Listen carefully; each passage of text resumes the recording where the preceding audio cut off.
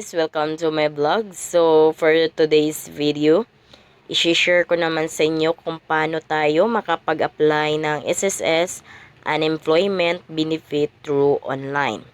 Ayan, so may bago kasing update si SSS regarding sa unemployment benefit. So konting pagbabago lamang. Ayan, so bago yan, kung kayo ay bago sa aking vlog, please consider to subscribe para updated kayo lagi sa mga informative videos ko. Ngayon, sa Google search ng cellphone ninyo, click nyo lang yan, and then dito sa search, click nyo lang din yan, and then search nyo SSS website. So, kailangan maglalagin kayo sa mismong account ninyo. So, click natin yan. Ayan, so may nababasa akong mga comments. So, wala daw silang account sa SSS website. So, may account lang din daw sila sa SSS Mobile. So, guys, ang SSS Mobile at saka SSS website is parehas lamang. So, kung may account kayo sa SSS Mobile, of course, may account na rin kayo sa SSS website. Ayan, so ngayon, click nyo lang itong may box. Ayan, so may check na, click submit. And then dito sa member, click nyo yan. Ayan, nandito na tayo sa member login. So input your user ID and password. So input natin. Ayan, then dito, click nyo lang tong may box. Ayan. Click nyo yan. Ayan, then pag may check ng color green, click submit. And then dito, nasa home na tayo. So, click natin itong e-services. Then under e-services, click natin ang unemployment benefit. Ayan, so click natin itong apply for unemployment benefit. Ayan, then dito sa taas, of course, double check nyo yung information nyo dyan. So, make it sure na yung mobile number and your email address is updated. Again, dapat updated ang mga yan dahil dyan magte-text si SSS sa inyo. Ayan, so double check nyo yan. Dapat updated yung mobile number and email address ninyo. And then, dito naman sa baba, ito yung mga required field. So, of course, choose disbursement account. So, dito, pag click nyo ito, ayan. So, click natin yan. Ayan.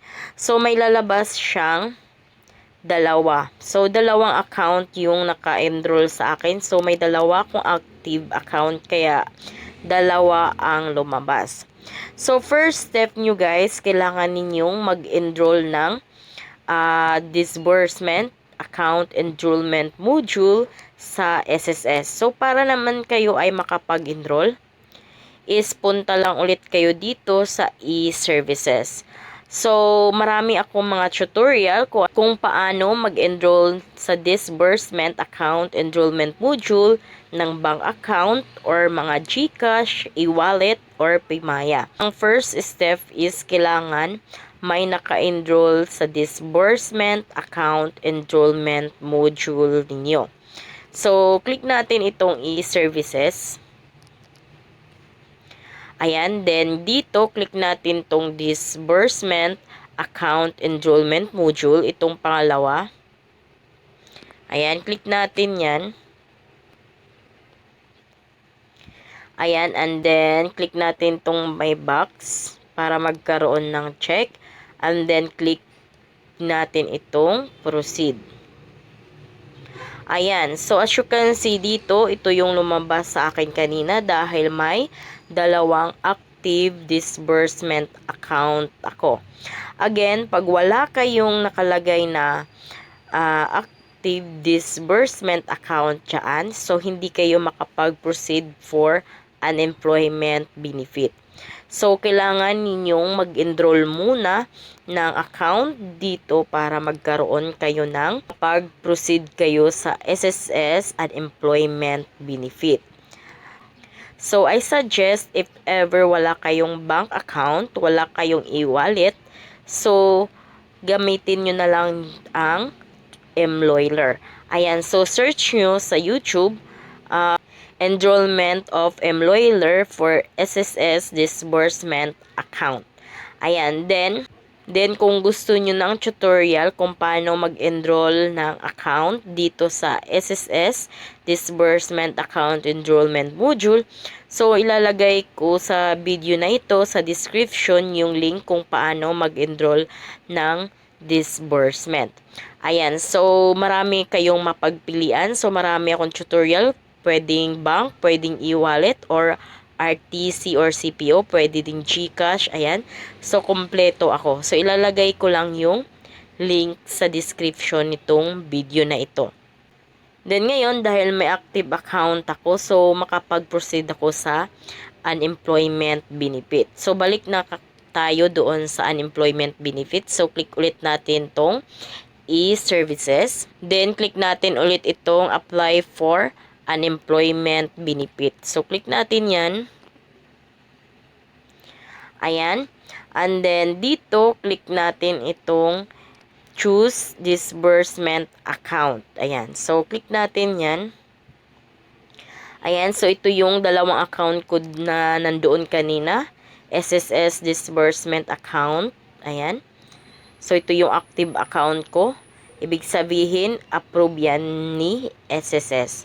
Ayan, so ngayon, click natin itong DBP Cash padala through Mloiler. Ayan, so for sample lamang yan. And then dito, category as of date of separation. Ayan, so click nyo lang din yan. Yung may parang box na mahaba. Ayan. So, dito ito yung mapagpipilian. So, kung kayo ay sea-based o FW, land-based, racehorse, jockey, mine worker, covered employee. Ayan. So, kadalasan ngayon dahil mga empleyado na wala ng trabaho sa pandemic. So, ayun yung kadalasan na mga nag-file ng unemployment benefit ngayon. So, example natin ito, covered employee. So, click natin yan. Ayan, so nalagay na din siya, covered employee. The next is date of separation. Ayan, click lang din natin yan. Ayan, so dito fill up nyo kung kailan kayo nawala ng trabaho. So, halimbawa, ayan, so halimbawa na November, so click lang natin yung January. So, click lang natin pala yung year. Dahil 2022 na ngayon, so gawin natin yang 2021. So, click natin yan.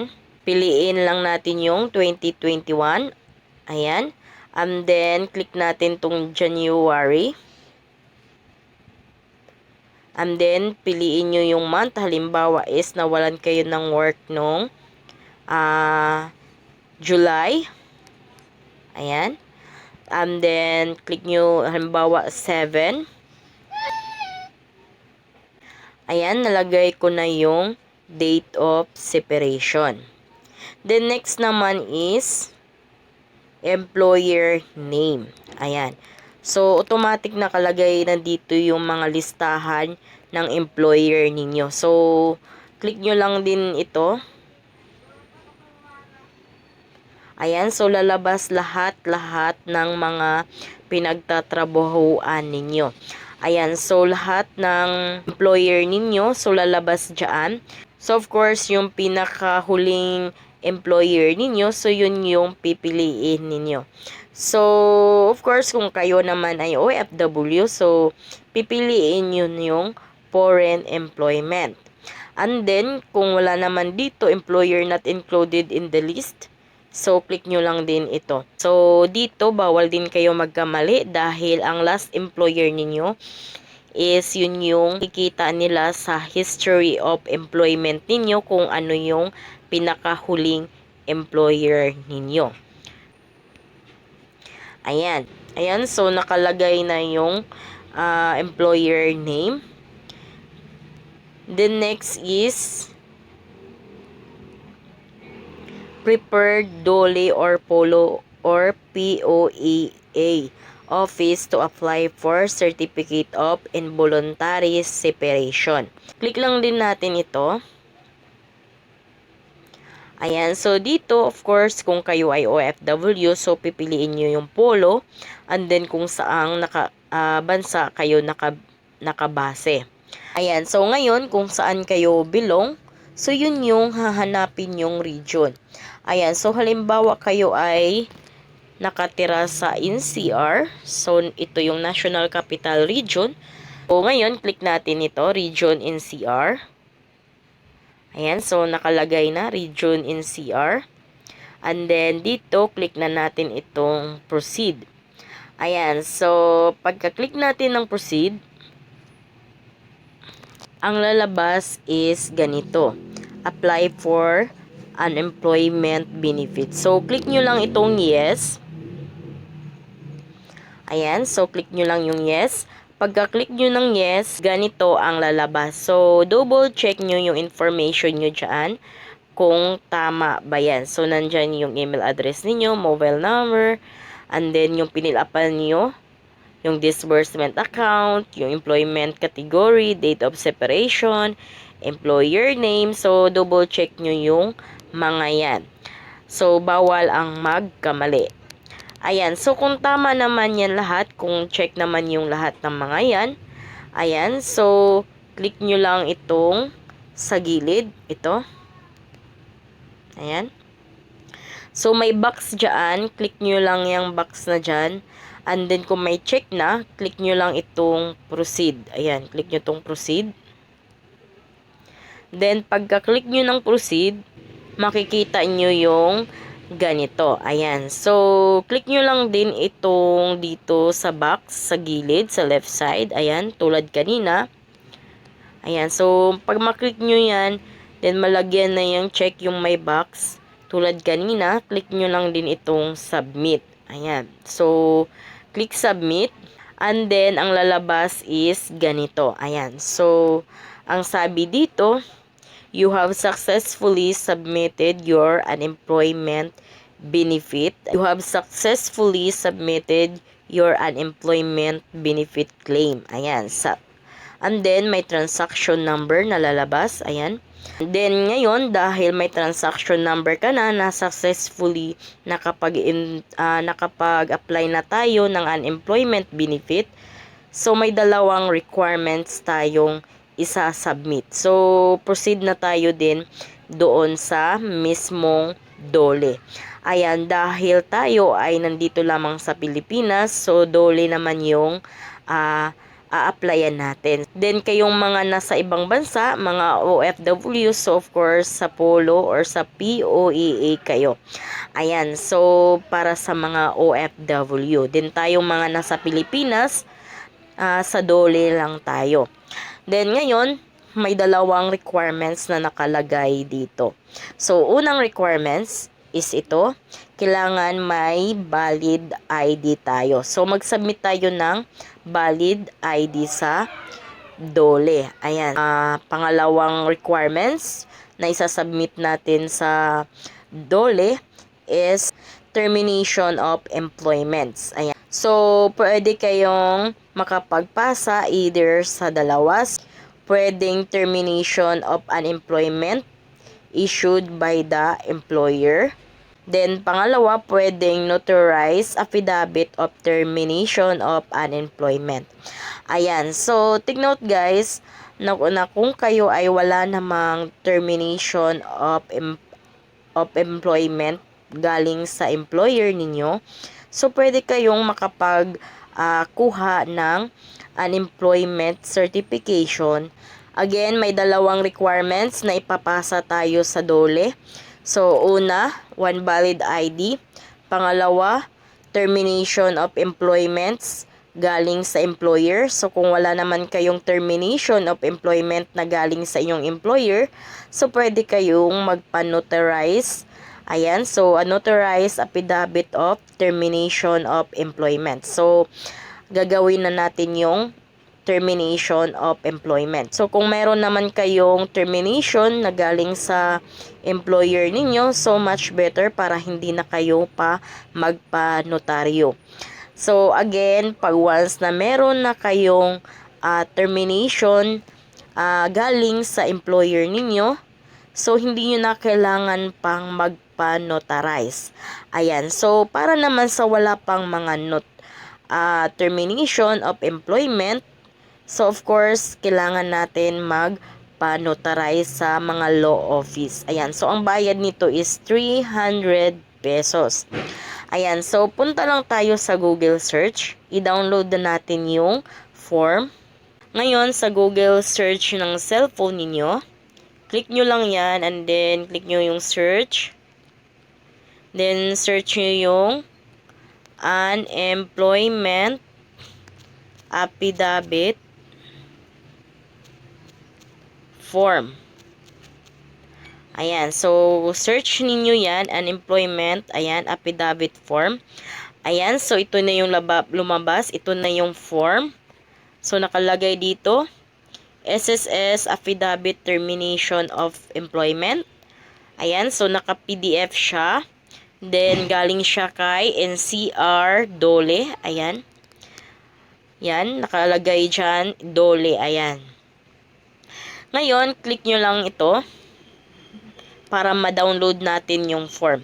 So, take note dito guys ha, na yung wala lamang termination na galing sa employer. So, kung may papel naman kayo dyan ng certification ninyo na nagpatunay na wala na kayong work na galing sa employer ninyo, hindi nyo na kailangan pa ng affidavit of termination na ito. So, para lamang ito sa mga wala ng trabaho tapos wala naman silang katunayan na wala na silang trabaho. So, click lang natin ito para ma-download natin. Ayan, then dito, click nyo lang itong PDF. Ayan, so para ma-download. Ayan, so ito na yung affidavit of termination of employment. So, ayun, dito, ipaprint nyo lang ito. Ayan, so punta na kayo sa computer shop and then ipaprint nyo. Then, after nyo ito mapaprint, of course, pipil upan nyo ito. So, pipil upan nyo dito yung pangalan ninyo. Ayan. So, yung SSS number ninyo. Ayan. So, lagay nyo dyan. Tapos, dito yung company ninyo. And then, yung address ng company ninyo. And then, kung kailan kayo nag-start, nag-work sa kumpanya ninyo. And then, kung kailan natapos. Ayan. Tapos, nakalagay din dito, I was terminated from employment effective. Kung kailan kayo nawalan ng trabaho, so lagay nyo dito. Kung anong dahilan, ayan, so lagay nyo din dito. Ayan, so of course, kung ano yung dahilan, yun yung ilalagay nyo dyan. Then, dito pala is your complete address. Ayan. Then, dito, of course, lagay nyo yung complete name ninyo. And then, dito sa taas, of course, your signature. Ayan. So, after nyo yan ma-fill upan, so double check nyo kung tama ang lahat ng na-fill up ninyo. Ayan, so kung ano yung fill up nyo doon sa SSS, kanina is dapat tugma lahat dyan. Again, dapat tugma. Yung nakalagay na date na nawalan kayo ng work doon sa SSS sa pag-fill up nyo ng unemployment benefit kanina. So, dapat tugma din dito lahat. Ayan, so dapat tugma lahat dahil pag once na hindi yan pareho lahat, so, hindi kayo mabibigyan ni Dole ng certification of unemployment. Then, ngayon, pag once na double check nyo na is tama naman lahat ang mga yan. So, ngayon, punta na kayo sa mismong malapit na law office sa inyo. Ayan. So, maghanap lang kayo ng law office malapit sa inyo. Ang babayaran nyo dito is kadalasan naman is 300 pesos. So, mag-expect lang kayo ng 300 pesos para magpanotaryo kayo nito. And then ngayon, after nyo to mapanotary sa law office ang mga yan, ayan, so ngayon, picturean nyo na ito. Ayan, so picturean nyo na ito. And then, mag-ano na kayo online sa Dole. Ayan, so pwede naman kayong mag-walk-in sa Dole, but sa panahon ngayon dahil sa pandemic, of course, this suggests na dapat naka-online na lamang. Then ngayon, magpasa na tayo sa Dole ng requirements natin. So, sa Google search, open nyo lang yan and then search lang ni natin. Ayan, so search natin Dole Unemployment Benefit Online Application. So, yan yung i-search natin. Ayan, so lumabas na agad yung website ni NCR Dole. Ayan, so dito, pag once na yung company ninyo is naka-base sa NCR, so NCR na Dole yung pagpailan ninyo. Ayan, so kanina dahil yung pinilapan ko kanina sa SSS Unemployment Benefit is NCR. So NCR Dole din yung hahanapin ko. Ayan, so yun yung website ng NCR Dole. Ayan, so iba-iba ng Dole bawat tulad dito. Ayan, so tulad dito, Calabarzon Dole. Ayan, so kung kayo naman ay nakatira sa Calamba, Laguna, Rizal, ayan, so Calabarzon yun. Ayan, so kung kayo naman ay nakatira sa Rizal, so of course, Calabarzon naman yung applyan ninyo. So ito naman, calabarzon.dole.gov.ph. Ayan, so dito na ako sa NCR. Ayan, so ncr.dole.gov.ph. So click ko lang yan. Ayan, so click lang natin yan para makapagpasa na tayo ng requirements. Click natin yan. And then scroll tayo pababa. Ayan. Ayan, so hanapin natin yung request for Certificate of Involuntary Separation for SSS. Ayan, so again, ito yung ncr.dole.gov.ph. And ngayon, request for Certificate of Involuntary Separation for SSS. So, sabi dito, for OFW, you may send an email or request at the Philippine Overseas Employment Administration, POAA, at ganyan. So, para ito sa mga OFW, and attach the following. Yung ay OFW, mag-attach kayo din ng one valid ID, and of course, yung notice of termination from the employer or duly notarized affidavit of termination of employment. Ayan, so isi-send nyo lang yan sa wsb@poaa.gov.ph. Ayan, so para naman yan sa mga OFW. Ayan, then ngayon dahil nasa Pilipinas lang tayo, click lang natin ito. Ayan, so click natin yan. Request for Certificate of Involuntary Separation for SSS. Click natin yan. Ayan. Then dito, ito na yung request for Certificate of Involuntary Separation for SSS locally employed only. Ayan, so para ito sa mga hindi OFW, ibig sabihin nandito lang sa Pilipinas. Ayan, so scroll nyo lang pababa. Ayan. Ito, ilagay nyo lang yung email ninyo. So of course, kailangan Gmail dyan. So yung Gmail or sa Google ninyo na account, yun yung email na ilalagay ninyo. So, halimbawa, 14 Joverlyn 14 at gmail.com. So, make it sure yung email na yan is accessible or updated. So, dapat yung email na yan is tama. So, wag na wag kayo magkakamali dahil dyan din mag-i-email si Dole sa inyo. Ayan. So, ngayon, click natin yung next. Ayan. Then, dito, scroll nyo ulit pababa. Then, dito may important notice. Ang form na ito para sa request for Certificate of Involuntary Separation for SSS ay para lamang sa mga locally employed. Ayan. So, para to sa atin na mga nagtatrabaho or nawala ng trabaho dito sa Pilipinas.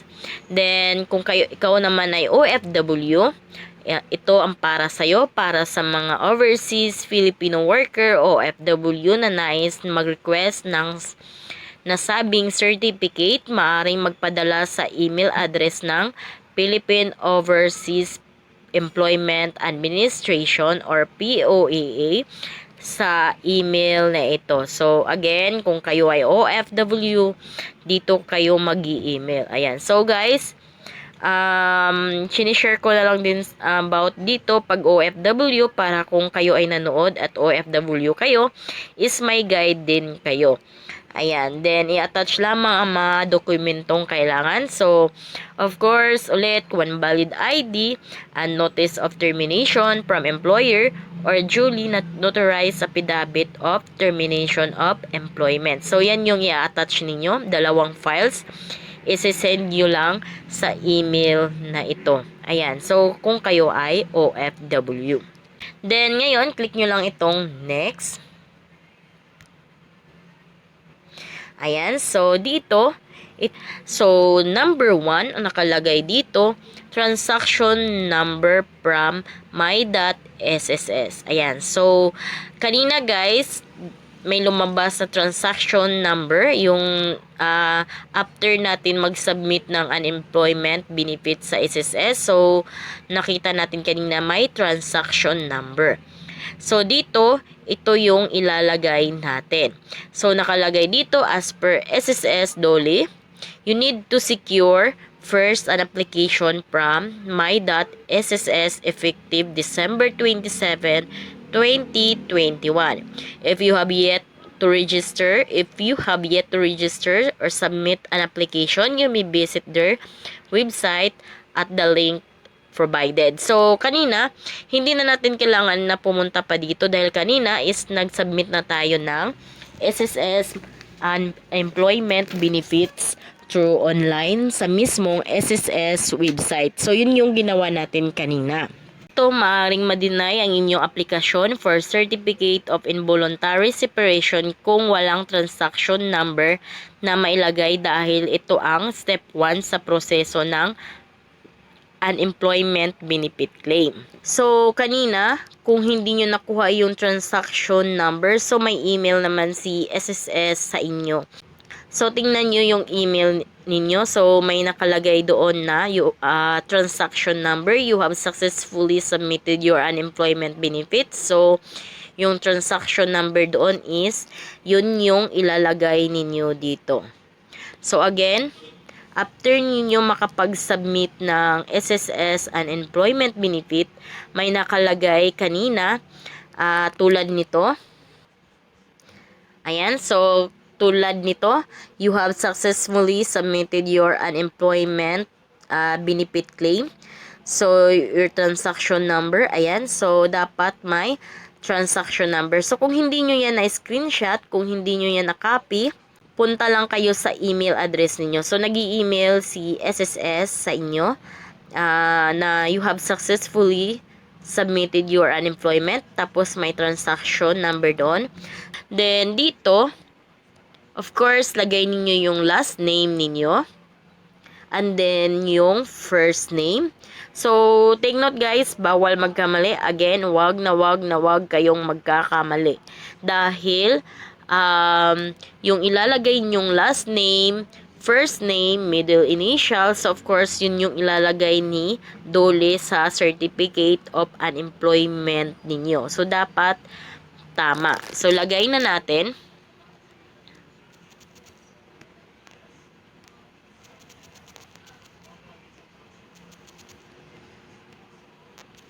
Ayan, so middle initial lang. So, middle initial lang yung ilalagay ninyo.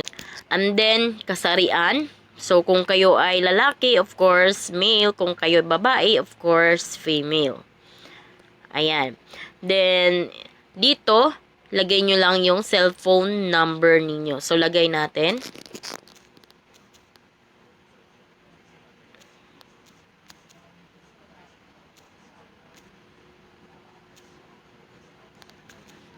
Ayan. And then, pangalan ng kumpanya. So, again, bawal magkamali dito. Pangalan ng kumpanya. So, ito yung huling kumpanya ninyo. So, dito kayo nawalan ng work. So, yan yung ilalagay ninyo. So, dapat kung ano yung pinilapan ninyo sa SSS is pareho.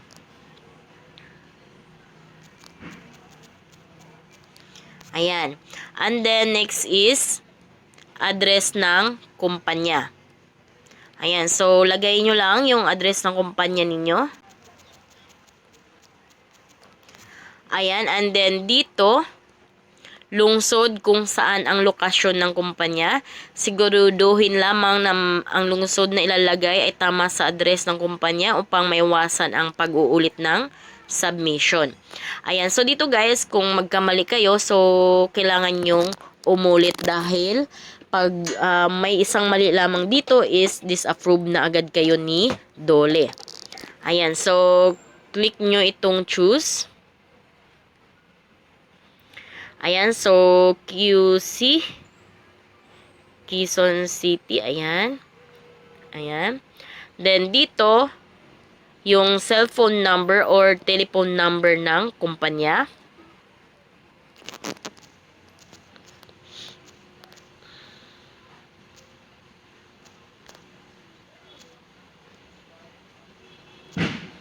Ayan. And then dito reason of termination, dahilan ng pagkatanggal sa trabaho. So dito, hanapin mo yung pinaka the best na reason kung bakit ka nawala ng trabaho. So dahil pandemic ngayon, kadalasan closure of or cessation of operation, retrenchment or downsizing. Ayan, so or economic downturn. Ayan. So, yun yung mga kadalasang reason. Ito din, natural of human induced calamities, disaster. Ayan, so, of course, kung saan kayo bilong dyan, so yun yung pipiliin ninyo. Yun yung reason kung bakit kayo natanggal sa trabaho. So, halimbawa, retrenchment or downsizing. Ayan, then dito, again, kung ano yung date na nakalagay dun sa SSS, kung kailan kayo nawala ng trabaho, then pareho dapat. Ayan, so date, ang nakalagay dun kanina is July 7. July 7, 2021. Ayan, so ito yung nakapill up doon sa, ito yung nilagay natin doon sa SSS Unemployment Benefits nung nag-apply tayo kanina. Ayan, so click natin itong next. Ayan, click next. Ayan, then dito, ayan, may nakalagay attachments. So kung ang employer ay hindi nakapagbigay ng notice of termination, ang aplikante ay maaaring magsumite ng notaryong affidavit of termination of employment.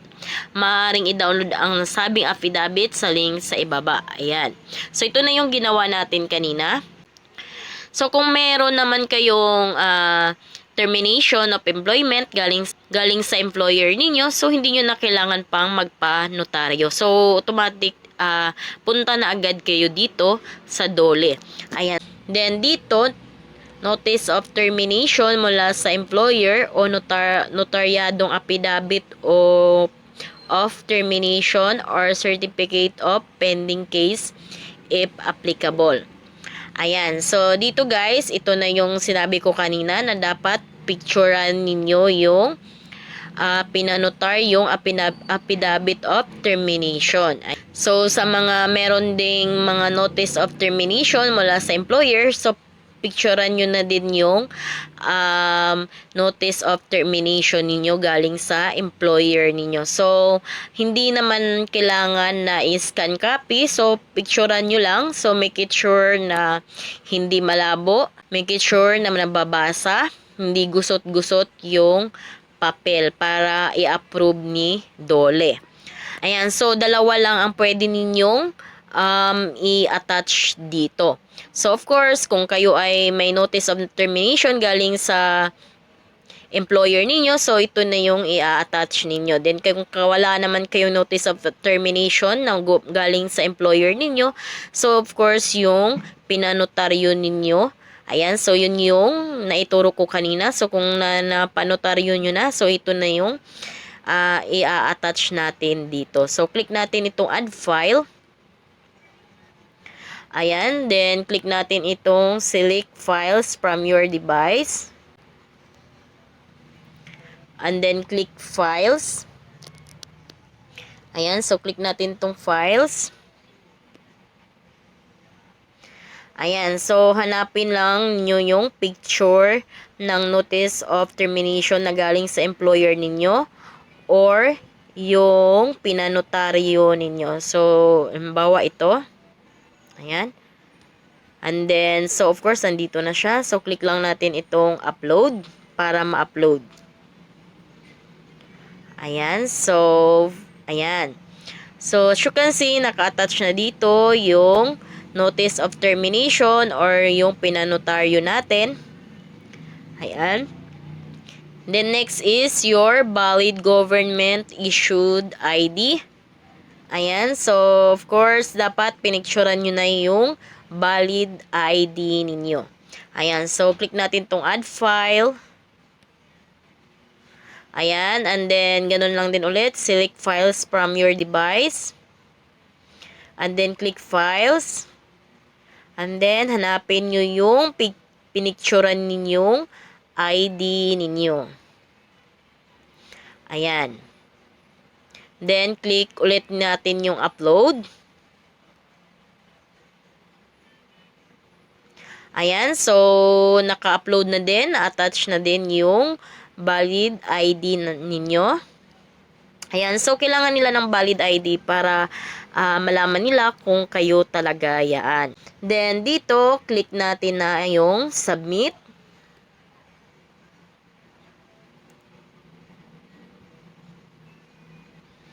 Ayan, so ang sabi, ang sabi dito, magandang araw. Ito ay kumpirmahin ang inyong pagsumite ng request for Certificate of Involuntary Separation for SSS. So, kaugnay nito, ang aming ahensyang DOLE, NCR, ay magipag-ugnayan sa inyo sa mapamagitan ng tawag o email. Maaari lamang tignan ang inyong inbox or spam ng inirehistrong email address. Ayan. Ngayon, may automatic yan na email si DOLE sa inyo. Ayan. So, dito, ayan. So, mag-i-email agad si DOLE ng confirmation na natanggap lang nila yung application ninyo. So, nakalagay, thanks for filing in request for Certificate of Involuntary Separation for SSS. So, ibig sabihin, nakapagpasa na tayo ng requirements kay DOLE. Then, ngayon, pag once naman na makita ni DOLE is tama naman lahat yung details na pinilapan ninyo, is mag-email din sila ng certificate. Then, pag once maka-double check na ni DOLE yung application ninyo, so kung tama naman lahat, then mag-email sila ng ganito sa inyo, certification. So, nakalagay dito yung pangalan ninyo. Ayan, so ibig sabihin, approve yung application ninyo. So, ito na yung steps na gagawin ni DOLE. Ayan, so nakalagay dito, the DOLE or POLO or POA office shall evaluate the application, which shall include the verification and confirmation of the details indicated in the supporting documents submitted against the establishment report submitted by the employers, companies, to respective DOLE offices or OFW information record of the POAA. Ayan, so again, pag once na makapag-submit na kayo, so of course, i-evaluate pa yan ni DOLE. So ayan, so i-evaluate pa nila yan kung tama ba lahat ng details ninyo. Then ngayon, pang-apat, upon evaluation and verification of application, the DOLE or POLO or POAA office shall check if the applicant has passed through the SSS online filing process using its access to the new SSS web application system for an employment benefit. Ayan, so kanina kaya may transaction number doon dahil yun yung way ni DOLE na malaman kung nakapag-apply ba tayo ng SSS and employment benefit sa mismong SSS account natin. The number 5, after system validation of the online filing, so the DOLE office shall encode details and certify the involuntary separation of the applicant within 3 working days upon receipt of application for certification with complete documentary requirements. Print out of the DOLE certification of involuntary separation shall no longer be required by the SSS for the approval of an employment benefit claim. Ayan, so take note guys na hindi nyo na kailangan pang magpasa kay SSS ng DOLE certification. So pag once na nag-encode na si DOLE ng details ninyo to certify sa pagiging involuntary separation ninyo, so automatic after 3 working days, so sila na yung bahala sa kay SSS. So hindi nyo na kailangan pang magpasa kay SSS ng DOLE certification. So sila na ang bahala sa lahat. Then may important reminders. Upon confirmation of the certification of involuntary separation by DOLE through the SSS web application system, the unemployment benefit claim shall be approved for payment. Ayan, so dito guys, hindi nyo na kailangan pang ng certification of involuntary separation kay SSS. So, si DOLE na ang mismong mag-encode, kay SSS for our unemployment benefit certification. So pag once na ma-confirm na ni SSS, confirm na si DOLE sa certification of involuntary ninyo, so automatic for approve for payment na kayo. So bale, si DOLE na ang bahala kay SSS. So pangalawa, the SSS shall send an email notification on the approval and crediting of the unemployment benefit to the member's email address registered in the website. Ayan. So, dito, of course, magsisend ng notification si SSS sa inyo na kung saan mag-notice sila sa inyo na approve na yung unemployment benefit ninyo and for crediting for the unemployment benefit na kayo. Ayan. So makakatanggap kayo ng email or notification na galing kay SSS na approve na yung unemployment ninyo. So for crediting na, so ihulog na lang yung unemployment benefit sa account ninyo.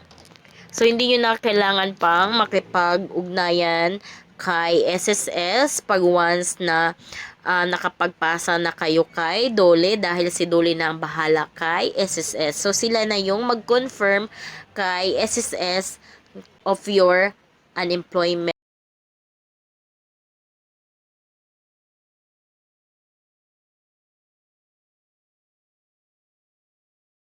So, ayun lang guys. Kung kayo ay bago sa aking vlog, please consider to subscribe para updated kayo lagi sa mga informative videos ko. Thank you for watching!